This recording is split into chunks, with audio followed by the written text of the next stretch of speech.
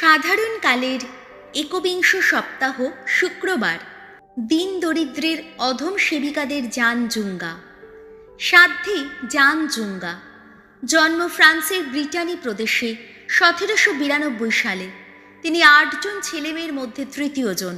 তার বাবা জাহাজে ছিলেন এবং জানের 3 বছর বয়সে তিনি সমুদ্রে মারা যান। 15 বছর বয়সে তিনি এক সম্ভ্রান্ত পরিবারে 6 বছর ঝিয়ের কাজ করেন। ধর্মপল্লীতে এক ধর্মোপদেশের সময় ঠিক করেন বিয়ে না করে আজীবন গরিবদের সেবা করবেন। তাই প্রথম 6 বছর হাসপাতালে নার্স হয়ে গরিবদের সেবা করেন। একদিন তিনি নিঃসঙ্গ অন্ধ বৃদ্ধাকে তাদের ছোট ঘরে আনেন এবং নিজের বিছানা দান করেন। তারপর 1842 সালে 26 জন বৃদ্ধাকে নিয়ে বৃদ্ধাদের আশ্রয় কেন্দ্র শুরু করেন। তাদের সেবা করার জন্য দরিদ্রদের সেবিকাদের সংস্থা প্রবর্তন করেন। 1892 সালে দরিদ্রদের দিনভোগিনীদের সংঘ মান্ডলিক আইন অনুযায়ী সন্ন্যাস সংঘ বলে স্বীকৃতি পায়। তার পরামর্শ, আমাদের বৃদ্ধ বৃদ্ধাদের জন্যে তোমাদের শ্রেষ্ঠ দান হবে তোমাদের মৃদু হাসি।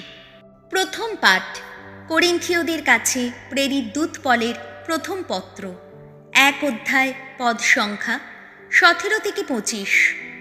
খ্রিস্টের প্রকাশিত ঐশ্বপ্রজ্ঞার আলোকে সংসারের জ্ঞান মিথ্যা বলেই প্রমাণিত।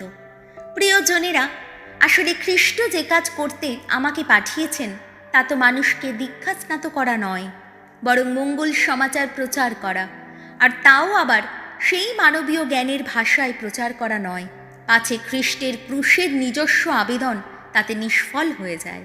বিনাশপথের যাত্রী যারা, ক্রুশের বাণী তাদের কাছে মূর্খতারই নামান্তর, কিন্তু পরিত্রাণ পথের যাত্রী আমাদের কাছে সেই বাণী ঈশ্বরের আপন শক্তিরই নামান্তর।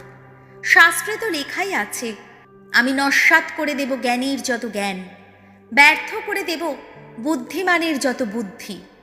আজ কোথায় গেল সেই সব জ্ঞানী মানুষ? গেল কোথায় সেই সব শাস্ত্রবিদ? কোথায় বা এই সংসারের যত তর্কবাগীশ? তাহলে ঈশ্বর কি এই সংসারের জ্ঞান মূর্খতায় পরিণত করেননি? ঈশ্বরের জ্ঞান কীর্তি দেখিও সংসার নিজের জ্ঞানের দৃষ্টিতে ঈশ্বরকে চিনতে পারেনি বলে ঈশ্বর তো স্থির করেই রেখেছেন। আমাদের প্রচারিত এই বাণীর মূর্খতার সাহায্যেই তিনি বিশ্বাসীদের পরিত্রাণ করবেন।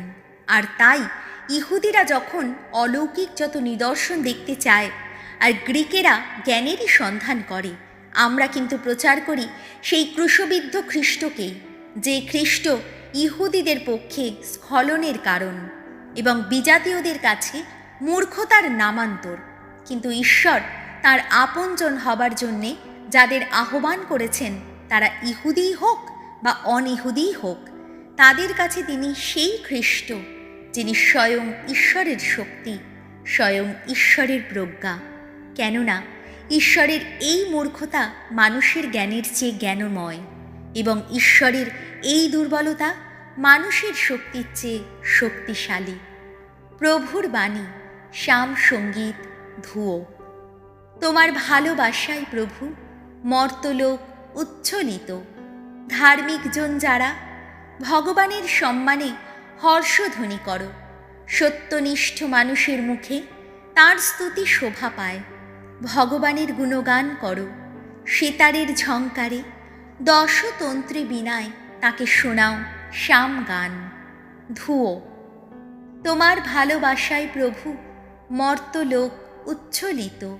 ন্যায় নির্ভর ভগবানের বাণী, সমস্ত কাজে সত্যনিষ্ঠ তিনি। ধার্মিকতা ও ন্যায় নীতিতে পরম প্রীত তিনি। ভগবানের ভালোবাসায় জগৎ উচ্ছ্বলিত। ধুয়ো। তোমার ভালোবাসায় প্রভু মর্তলোক উচ্ছ্বলিত। বিজাতীয়দের পরিকল্পনা ব্যর্থ করেন স্বয়ং ভগবান। ভিন জাতিদের যত গোপন অভিপ্রায় বিফল করেন তিনি। ভগবানের পরিকল্পনা সে তো চিরকালের অবিচল, তাঁর যত হৃদয় ভাবনা, যুগে যুগে কালে কালে। ধুয়ো। তোমার ভালোবাসায় প্রভু মর্তলোক উচ্ছ্বলিত। বাণী বন্দনা, জয় জয় প্রভুর জয়। তোমরা সজাগ হয়ে থাকো আর সর্বদাই প্রার্থনা জানাও প্রভুর সামনে, সেদিন তোমরা দাঁড়াবার শক্তি যেন পাও। জয় জয়, প্রভুর জয়। মথি রচিত মঙ্গল সমাচার, 25 অধ্যায়, পদ সংখ্যা 1 থেকে 13। ওই দেখো, বর আসছে, তাকে বরণ করতে এগিয়ে যাও। যিশু একদিন নিজের ভাবী পুনরাগমনের সম্বন্ধে শিষ্যদের কাছে এই কথা বললেন। সেই সময় স্বর্গরাজ্যে যা ঘটবে তা হলো এই রকম। একটি বিয়ে বাড়িতে 10টি কুমারী মেয়ে তাদের প্রদীপ হাতে নিয়ে বরকে বরণ করতে বেরিয়েছিল। তাদের 5 জন ছিল নির্বোধ আর 5 জন ছিল বুদ্ধিমতী।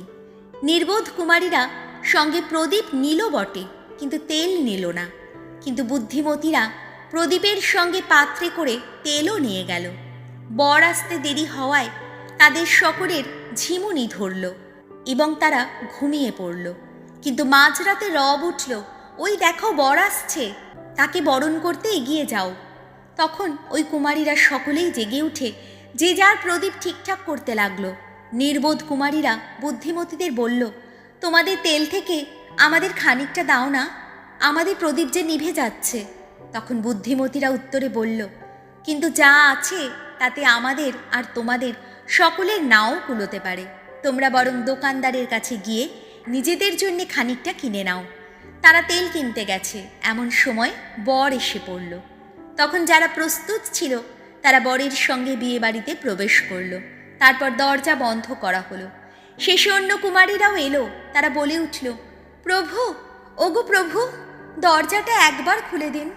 কিন্তু ভেতর থেকে বরের উত্তর এলো, তোমাদের সত্যিই বলছি, আমি তোমাদের চিনিই না। এরপর যিশু বললেন, তাই বলছি, তোমরা জেগেই থাকো, কারণ সেই দিনটি, সেই সময়টির কথা তোমরা তো জানোই না।